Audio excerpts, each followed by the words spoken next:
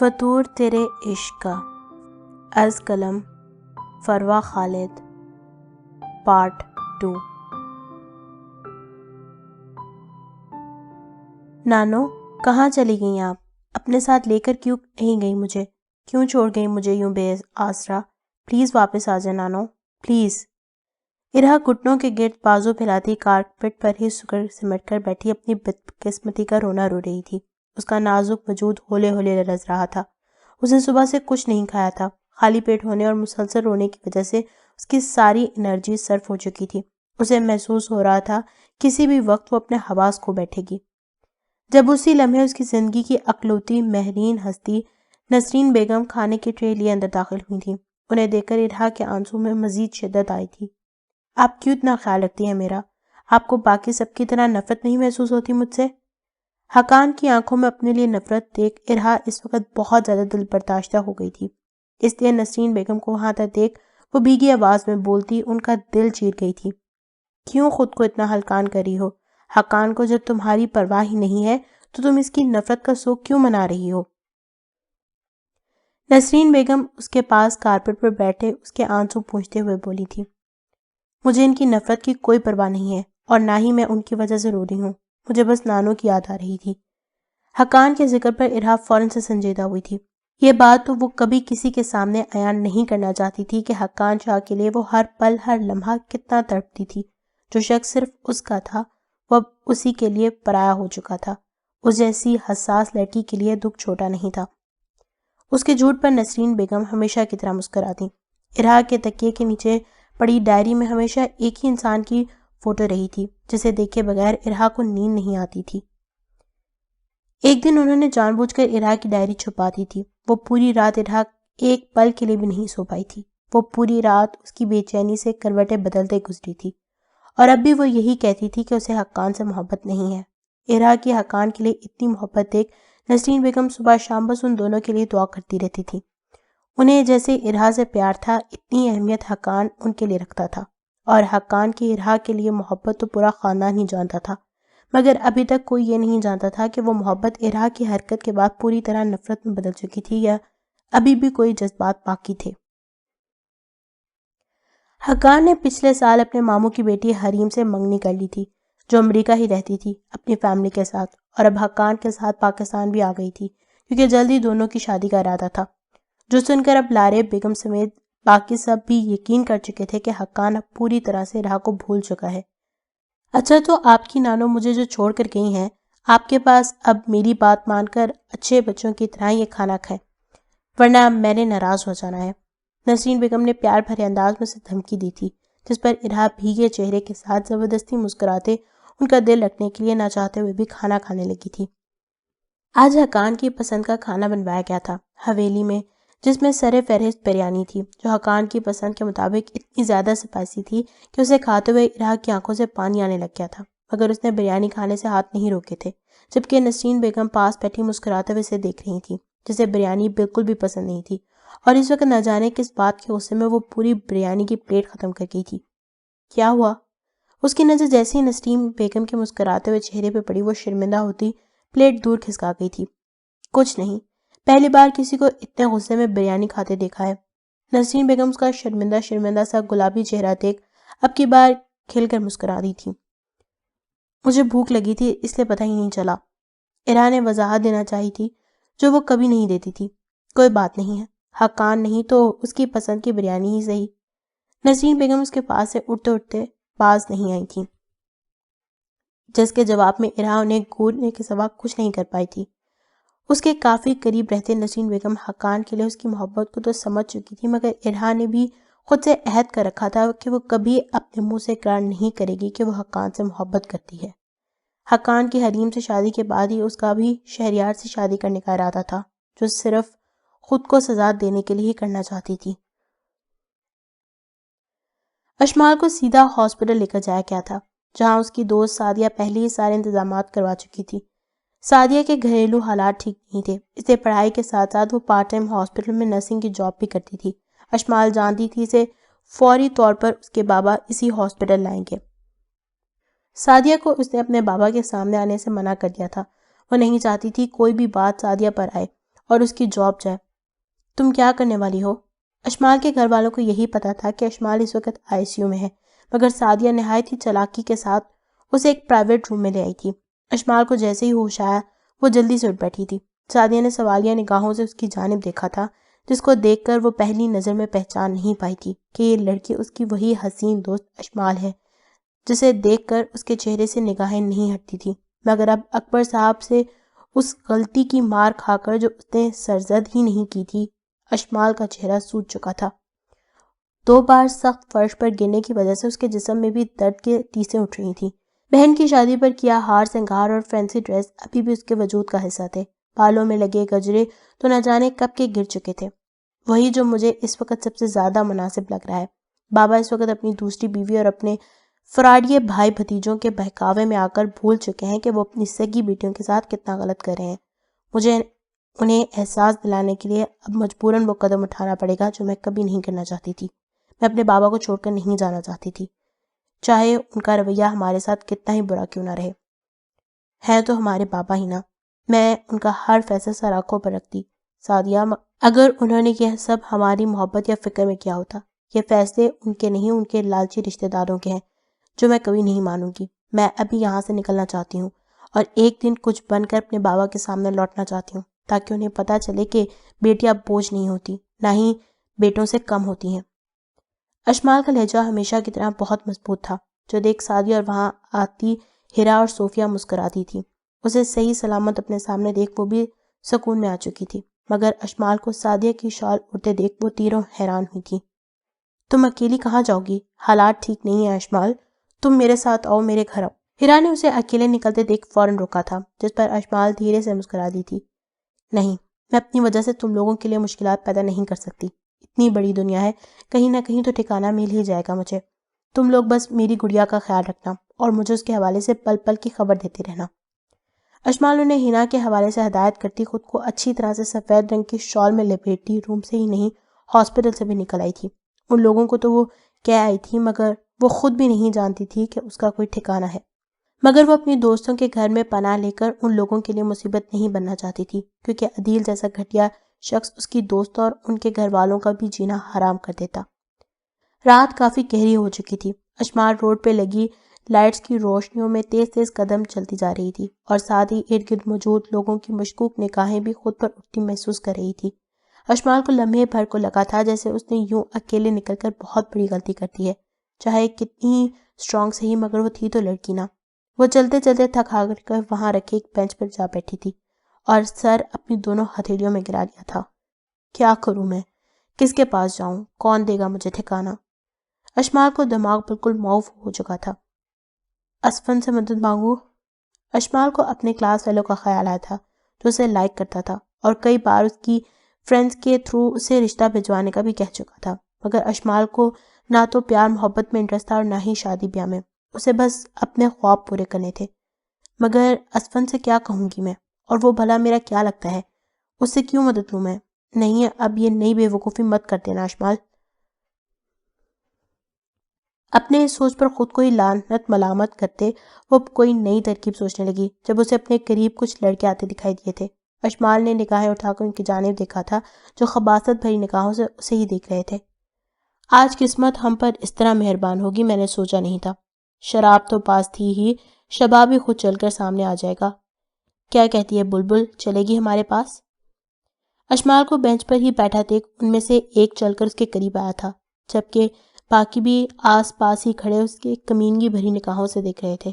اشمال جو پہلے ہی اچھی خاصی ٹینشن کا شکار تھی، اس شخص کی باتیں اشمال کا دماغ پوری طرح گھما گئی تھیں۔ اس نے ویسے ہی بیٹھے بیٹھے اپنے پیر سے ایک زوردار کک اس شخص کے پیٹ پر وصول کرتے اسے لڑکھڑا کر درد سے بلبلاتے پیچھے گرنے پر مجبور کر دیا تھا۔ باقی سب کی آنکھیں بھی اشمال کی اس دلیری پر پھٹ گئی تھیں۔ ایک بہت ہے یا اس بلبل کے ہاتھوں 3-4 اور بھی کھانا پسند کرو گے؟ اشمال غصے سے اپنی جگہ سے اٹھی تھی۔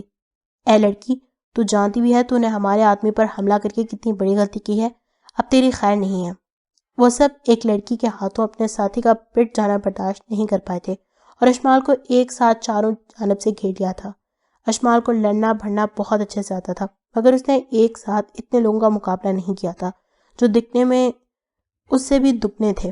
اشمال اپنی بے وقوفی پر خود کو کوس کر رہ گئی تھی. بھلا ضرورت ہی کیا تھی ان لوگوں سے الجھنے کی؟ اس سے پہلے کہ وہ لوگ اسے اپنی گرفت میں لیتے، اشمال اپنے سامنے کھڑے شخص کو زوردار دھکا دیتی وہاں سے نکل آئی تھی. اوے پکڑ اسے! اشمال کو بھاگتا دیکھ وہ سب بھی اس کے پیچھے بھاگے تھے. اشمال پاگلوں کی طرح بس اندھا دھند روڈ پہ بھاگی جا رہی تھی.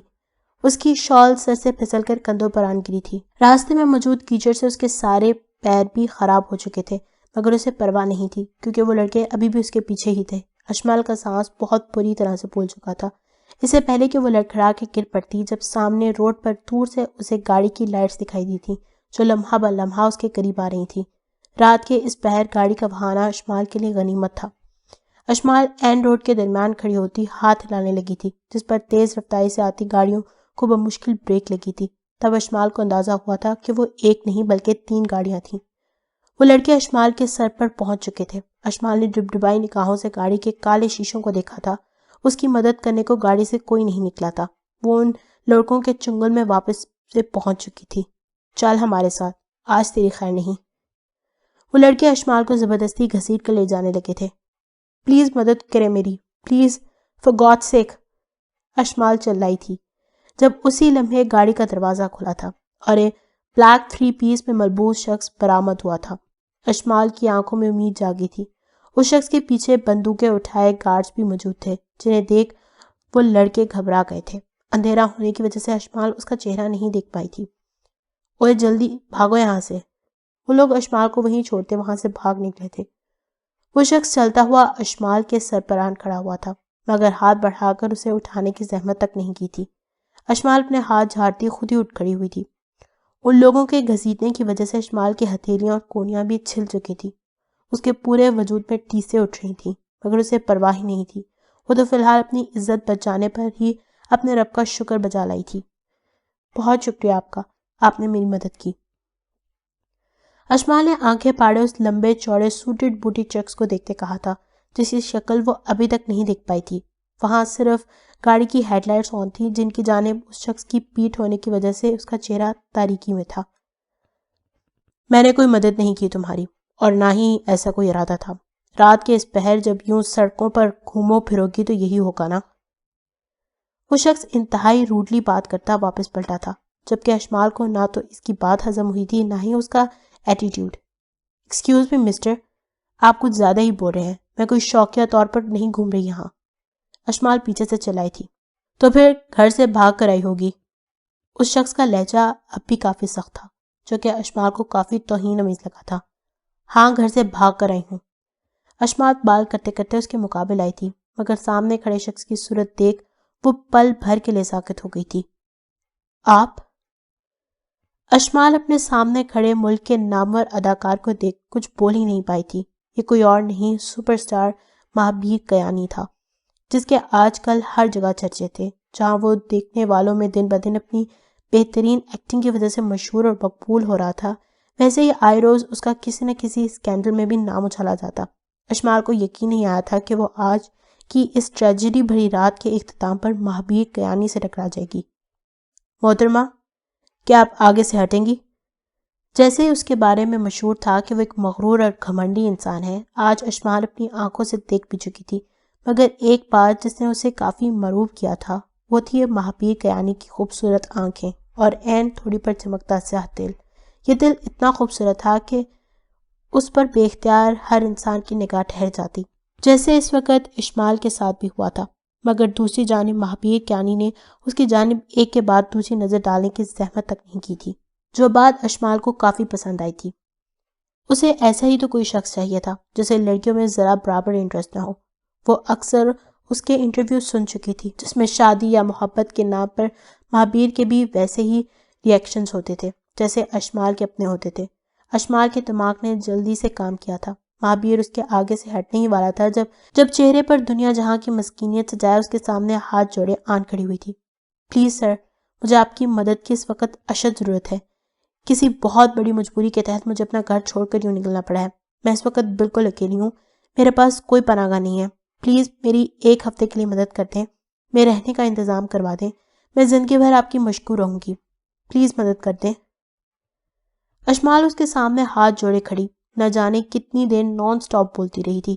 اس نے آج تک کبھی کسی انسان کے آگے سر تک نہیں جھکایا تھا، مگر آج مجبوراً اسے یہ سب کرنا پڑ رہا تھا۔ وہ دوبارہ سے اسی سچویشن کا سامنا نہیں کر سکتی تھی۔ مابی نے ایک نظر اس کے زخمی سوجے ہوئے چہرے کی جانب ڈالی تھی اور نہ جانے کس احساس کے تحت اشمال کو اپنے ساتھ آنے کا اشارہ کرتا گاڑی کی جانب بڑھ گیا تھا، جبکہ اشمال اس کے اتنی جلدی مان جانے پر حیران ہونے کے ساتھ ساتھ اپنے رب کا شکر بھی ادا کر گئی تھی جس نے اسے بے آسرا نہیں چھوڑا تھا، یہاں بھی اس کی مدد کرتی تھی۔ اشمال کا دماغ پوری طرح سے تھک چکا تھا۔ بنا کوئی سوال دماغ میں لائے بغیر وہ خاموشی سے اس کی گاڑی میں آن بیٹھی تھی۔ وہ اب بس دل ہی دل میں ایک ہی دعا کر رہی تھی کہ اب آگے جو بھی ہو اس کے حق میں بہتر ہو۔ رات کا دوسرا پہر شروع ہو چکا تھا۔ ہر طرف خاموشی کا راج چھایا ہوا تھا۔ چاروں جانب پھیلی تاریکی بتا رہی تھی کہ شاہ ولی کے تمام لوگ بھی سو چکے تھے، مگر وہاں ایک وجود ایسا بھی تھا جو ہڈیوں میں گھستی ٹھنڈ کی پرواہ کیے بغیر اپنے گرم بستر سے اٹھتا اپنے کمرے سے باہر نکل آیا تھا۔ وہ دیوانہ وجود اور کون ہو سکتا تھا سوائے ارہا نوریز کے، جس نے اپنے محبوب سے سچی محبت کی تھی، مگر شاید اس کا محبوب اس کی قسمت میں ہی نہیں لکھا گیا تھا۔ حقان شاہ جسے اس نے بے پناہ محبت کی تھی، جس کی ایک جھلک دیکھنے کے لیے وہ پورے 3 سال تڑپی تھی، وہ آج اس کے ساتھ ایک ہی گھر میں موجود تھا۔ وہ بھلا اپنے بے قرار دل کو کیسے خاموش کروا دیتی آج؟ ارہا جانتی تھی دن کے اجالے میں وہ اس کے سامنے آنا بھی پسند نہیں کرے گا، اسے وہ ابھی بس چند پل کے لیے اس کے کمرے میں جا کر اسے دیکھنا چاہتی تھی۔ کیا پتا محبوب کے دیدار سے اس کے بے قرار دل کو ذرا سا سکون مل جاتا۔ ارہا نے دھیرے سے حقان کے روم کا دروازہ دھکیلتے اندر جھانکا تھا۔ نائٹ بلب کی روشنی میں حقان اسے بیڈ پر سویا دکھائی دیا تھا۔ آج پورے 3 سال بعد وہ اس کمرے میں قدم رکھ رہی تھی جس کمرے پر 3 سال پہلے صرف اس کا راج ہوتا تھا۔ پچھلے 3 سالوں میں اسے یہاں آنے کا حق بھی نہایت بے ترتیبی سے چھین لیا گیا تھا۔ ارہا اتنی شدید ٹھنڈ میں ننگے پیر آئی تھی وہاں تاکہ حقان کی آنکھ ذرا سی بھی آہٹ سے نہ کھل جائے۔ ارہا دبے پیر چلتی اس کے بیڈ کے قریب آئی تھی جہاں وہ سینے تک کمبل اوڑھے چت لیٹا تھا۔ ارہا اس سے فاصلہ برقرار رکھتی بیڈ کے قریب نیچے کارپٹ پر جا بیٹھی تھی جہاں بیٹھ کر وہ آرام سے حقان کو دیکھ سکتی تھی۔ کتنے ہی لمحے وہ ویسے ہی بیٹھی حقان کے خوبرو چہرے کو یکٹک دیکھتی رہی تھی۔ اسے ایسے ہی بیٹھے نہ جانے کتنی دیر ہو چکی تھی، مگر آنکھوں کی پیاس بجھائے نہیں بجھ رہی تھی۔ اسے احساس ہوا تھا کہ اس سے پہلے کہ حقان کی آنکھ کھولے اسے اٹھ جانا چاہیے۔ اپنے دل کو بہت مشکل سے مناتی وہ اپنی جگہ سے اٹھی تھی۔ اس سے پہلے کہ وہ وہاں سے دور جا پاتی اسے اپنی شال پر کسی کی مضبوط گرفت کا احساس ہوا تھا۔ ارہا کا دل کسی انہونی کے احساس سے بہت شدت سے دھڑکا تھا۔ نہیں، حقان کی آنکھیں اس وقت نہیں کھل سکتی۔ ارہا دل ہی دل میں دعاؤں کا ورد کرتی پلٹی تھی، مگر ہر دعا قبول ہونے کے لیے تھوڑی نہ ہوتی ہے جو اس کی ہوتی۔ حقان نہ صرف جاگ چکا تھا بلکہ بیڈ سے اٹھتا کڑے تیوروں کے ساتھ اس کے مقابل آن کھڑا تھا۔ ارہا کا دل چاہتا زمین پھٹے اور وہ اس میں سما جائے۔ اس نے ایسے پکڑے جانے کے بارے میں تو سوچا ہی نہیں تھا۔ اس کا دل بہت زور سے دھک دھک کر رہا تھا۔ اس کی نگاہیں جھکی ہوئی تھیں جن میں سے آنسو ٹوٹ کر اس کے گالوں پہ بہہ نکلا تھا۔ وہ حقان کے سامنے ایسے کھڑی تھی جیسے مجرم کٹہرے میں کھڑے ہوتے ہیں۔ حقان خاموشی سے کھڑا اسے دیکھتا رہا تھا۔ یہ ڈری سہمی سی لڑکی اس کی 3 سال پہلے والی ارہا تو نہیں تھی، اس کے سامنے جس کے ہونٹوں سے مسکراہٹ غائب تک نہیں ہوتی تھی، جسے ہنسنا اپنی زندگی کو انجوائے کرنا پسند تھا۔ ہاں بس اتنا ہی ہوا تھا کہ پچھلے 3 سالوں میں وہ پہلے سے کئی گنا دلکش ہو گئی تھی۔ نہ شام کے وقت ہوئے ٹکراؤ میں حقان اس پر سے نگاہیں ہٹا پایا تھا اور نہ ہی اس وقت ایسا کر پا رہا تھا۔ اپنے سردی کے شدت سے نیلے پڑتے ہونٹوں کو دانتوں سے کاٹتی اس وقت جیسے خود کو اذیت دینے کی خواہش مند تھی۔ اسے لگا تھا حقان اس پر چلائے گا، اسے ذلیل کر کے روم سے نکال دے گا، مگر حقان کی جانب سے خاموشی پا کر ارہا نے جلدی سے وہاں سے ہٹنا ہی مناسب سمجھا تھا۔ وہ جیسے ہی اس کے آگے سے ہٹی حقان نے ہونٹ سختی سے بھینچتے اس کی کلائی تھام کر اپنی جانب کھینچ لیا تھا۔ ارہا اس حملے کے لیے تیار نہیں تھی، وہ نازک کلی سے وجود کے ساتھ اس کے سینے سے جا ٹکرائی تھی۔ ارہا نے اس جان لیوا خاموشی سے گھبرا کر حقان کی جانب دیکھا تھا جو اس کے چہرے پر ہی نگاہیں گاڑے ہوئے تھا۔ ارہا اس کے تیور دیکھ اپنی جگہ کانپ اٹھی تھی۔ پلیز چھوڑے مجھے، ارہا نے بنا کوئی مزاحمت کیے کمزور سے لہجے میں بولا تھا۔ چھوڑ تو تم چکی ہو مجھے، آج سے 3 سال پہلے، آج ہی کے دن پوری دنیا کے سامنے ذلیل کیا تھا تم نے مجھے اچھے سے باور کروا دیا تھا کہ محبت سے بڑا دھوکہ اس پوری دنیا میں کوئی نہیں ہے۔ حقان نے اس کی کلائی نہایت بے رحمی سے اس کی کمر کے پیچھے مروڑ رکھی تھی۔ ارہا کی آنکھیں تکلیف کے مارے نم ہوئی تھی، اسے اپنی کلائی ٹوٹتی ہوئی محسوس ہوئی تھی۔ کیا ہوا؟ تمہارے اس شہریار نے مجھ سے بات کرنے پر پابندی لگا رکھی ہے؟ ویسے اب تک شادی کیوں نہیں کی تم نے اس سے؟ کہیں اس سے بھی زیادہ امیر انسان کا لالچ نہیں پیدا ہو گیا تمہارے دل میں؟ حقان شاہ نے اب کی بار بے رحمی کی انتہا کرتے اس معصوم کی روح کو چھلنی کر کے رکھ دیا تھا۔ ارہا اس کارروائی پر بلبلا اٹھی تھی۔ مجھے جانے دیں۔ وہ اس کی بے رحمی کے جواب میں بس یہی کہہ پائی تھی، جس پر حقان نے اس کی کلائی چھوڑتے اسے آزاد کر دیا تھا۔ اس کی آواز اس کا بھیگا لہجہ تھا یا کوئی اور، ارہا سمجھ نہیں پائی تھی۔ اس نے اپنی بھیگی پلکیں اٹھانے کی زحمت نہیں کی تھی۔ وہ اس بے حس شخص کے سامنے آنسو بہا کر اپنا مزید تماشا بنانا نہیں دینا چاہتی تھی، جو اس وقت اس کے سامنے دیوار بنا کھڑا تھا۔ کیوں آئی ہو میرے کمرے میں؟ حقان شاہ نے اپنی سرخ آنکھیں اس کے ہولے ہولے کامتے وجود پر کاڑے رکھی تھی، جو اپنی مخروطی انگلیوں کو سختی سے مروڑتی لمحے کے 1000ویں حصے میں اس سنگ دل کے آگے سے غائب ہو جانے کا ارادہ رکھتی تھی۔ مگر اس کی لائف میں آج تک اس کی خواہش کے مطابق کبھی کچھ ہوا تھا جو اب ہوتا؟ ارہا ایک طرف سے نکل جانا چاہتی تھی جب حقان نے اس کی کمر میں بازو حمائل کرتے اسے خود سے قریب کھینچ لیا تھا۔ وہ اس وقت اسے بخشنے کے موڈ میں بالکل نہیں تھا، جو یوں اس کے روم میں آ کر اس کے زخموں کو ادھیڑ کر رکھ گئی تھی۔ حقان کا دل چاہتا اسی لمحے اس ایک ایک اذیت کا بدلہ لے جن کا باعث یہ لڑکی بنی تھی۔ کیوں بے وفائی کی تھی مجھ سے؟ کیوں رسوا کیا تھا میری سچی محبت کو؟ بولو۔ وہ دبی آواز میں دھاڑا تھا۔ ارہا کی سانسیں حلق میں اٹکی تھی۔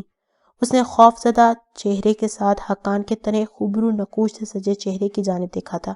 حقان کی گرم سانسوں کی تپش اسے اپنا چہرہ جھلستا محسوس ہوا تھا۔ آج اتنے ٹائم بعد وہ اس زخمی شے کی کچھار میں آئی تھی۔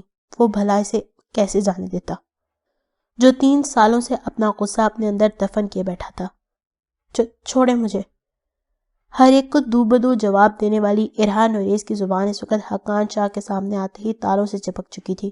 وہ اس شخص کی مجرم تھی۔ حقان کے سوالوں کے جواب میں ارہا کے الفاظ ہی گم ہو چکے تھے۔ اس وقت دولت کی لالچ میں چھوڑا تھا نا تم نے مجھے؟ اب تو میں تمہارے شہریار ملک سے کئی گنا زیادہ دولتمند ہو چکا ہوں۔ بتاؤ کتنی قیمت ہے اب تمہاری؟ اس سے دگنی قیمت میں خریدوں گا تمہیں۔ حقان کے الفاظ ارہا کا دل چھلنی کر گئے تھے۔ اس کا دل ایک بار پھر سے چکنا چور ہوا تھا۔ اپنی زندگی کے سب سے محبوب ترین انسان سے اپنے لیے ایسے نفرت انگیز الفاظ سننا کتنا دردناک تھا۔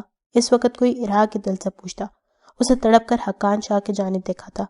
روشن کشادہ پیشانی پر شکنوں کا جال بنے وجیح چہرے پر نفرت اور غصے کے تاثرات سجائے وہ انتہائی قریب کھڑا ارہا نوریز کی دھڑکنیں منتشر کر گیا تھا۔ میں محبت کرتی ہوں شہریار سے۔ اگلے من شادی ہے ہماری۔ آپ کو خود ہی یقین آ جائے گا۔ آپ سے کبھی محبت کی ہی نہیں تھی میں نے۔ وہ صرف ایک ناٹک تھا جو 3 سال پہلے ہی ختم ہو چکا ہے۔ اس کے سینے پر دونوں ہتھیلیوں کا دباؤ ڈالتے ارہا نے اسے خود سے دور دھکیلا تھا، مگر اتنے سنگین الفاظ کا استعمال کر کے وہ اپنے ساتھ ساتھ سامنے کھڑے شخص کے بھی زخموں کو بری طرح ادھیڑ گئی تھی، جس پر زخمی شیر کی طرح مزید ببھرتے حقان نے اسے زوردار دھکے کے ساتھ دیوار کے ساتھ لگاتے اس پر جھکا تھا۔ تو تمہیں کس نے کہا کہ میں محبت کرتا ہوں تم سے؟ تم جیسی لالچی اور خودغرض لڑکی پر اب تھوکنا بھی پسند نہیں کرتا، جو پیسے کی خاطر کچھ بھی کر سکتی ہے، جس کے نزدیک محبت مذاق اور سودے بازی سے زیادہ کچھ نہیں ہے۔ حقان کا چہرہ اس کے چہرے کے نہایت قریب تھا۔ اس کی گرم شرستی سانسیں اور آنکھوں سے نکلتی شعلوں سی لپک ارہا کے پورے وجود کو اپنی لپیٹ میں لے چکی تھی۔ وہ دیوار کے ساتھ چپکی کھڑی حقان کی جانب دیکھنے سے بھی گریز برت رہی تھی۔ پلیز مجھے جانے دیں۔ ارہا کے لیے ہر گزرتا لمحہ عذاب سے کم نہیں تھا۔ اسے اب حقان کی تپش زدہ نگاہوں کے آگے کھڑا ہونا مشکل ہو رہا تھا۔ اپنی مٹھیاں بھیجے وہ تکلیف زدہ لہجے میں بولی تھی، جب حقان نے اس کی کلائی دبوچی تھی اور اسے اپنے ساتھ کھینچتے ہوئے باہر کی جانب بڑھا تھا۔ دروازے تک آتے اس نے ارہا کو باہر دھکیل دیا تھا۔ اس کی پوری طاقت کے آگے ارہا اپنا توازن برقرار نہ رکھ پائی تھی اور سیدھی سامنے بڑے ٹیبل پر جا گئی تھی۔ اس کے ماتھے پر ٹیبل کی نوک کھبیوں سے لہو لہان کر گئی تھی۔ حقان اس کی چوٹ لگنے سے لائم تھا۔ ارہا نے جان بوجھ کر چہرہ نہیں موڑا تھا۔ وہ اس ستم گر کو اس کا دیا کوئی بھی ستم نہیں دکھانا چاہتی تھی۔ آئندہ میری نگاہوں کے سامنے آنے کی غلطی مت کرنا، اور میرے کمرے کی دہلیز پار کرنے کے بارے میں سوچنا بھی مت۔ حقان انگلی اٹھا کر اسے وارن کرتا روم کا دروازہ زوردار انداز میں بند کر گیا تھا۔ ارہا نے پلٹ کر اس بند دروازے کی جانب دیکھا تھا۔ ارہا کی پیشانی پر اچھی خاصی چوٹ آئی تھی، جس سے خون بہہ کر اس کے چہرے کے ایک سائڈ کو پوری طرح خون آلود کر چکا تھا، مگر ارہا کو اس درد سے زیادہ اس درد کی پرواہ تھی جس میں اس وقت وہ اندر موجود شخص موجود تھا۔ ارہا نم آنکھوں سے اپنی قسمت کے بند ہوئے دروازے کی طرح اس کے روم کے بند دروازے کو دیکھتی وہاں سے ہٹ گئی تھی۔